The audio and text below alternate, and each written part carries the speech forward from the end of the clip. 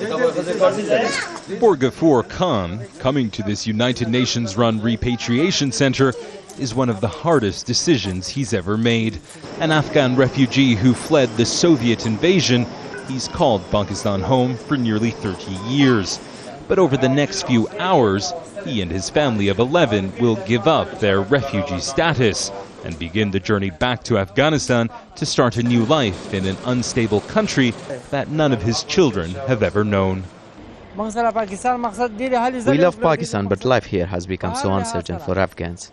The government can tell us to leave anytime. My relatives tell me the economy is bitter in Afghanistan, so I want to give my country a chance and give my children a proper home. Repatriation is voluntary. It's also an extensive process. Returnees must fill out detailed paperwork and have their fingerprints and retinas scanned, all part of efforts to keep accurate records of how many Afghan refugees leave Pakistan to return home. Bashir Ahmed is a repatriation officer for the UN's refugee agency.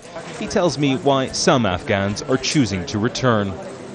Security situation in Pakistan, inflation in Pakistan in the last 5 years, scarcity of job competitions, all this together with improvements in certain parts of Afghanistan.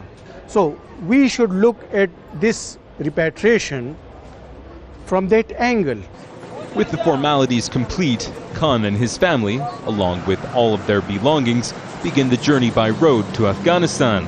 They take the Khyber Pass, which cuts through Pakistan's lawless tribal areas. It's a dangerous road.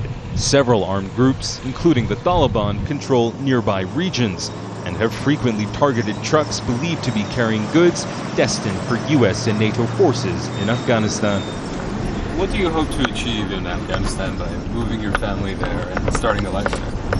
I feel like my children will have better education opportunities and I will have better business options. The government in Kabul seems to be looking after people too.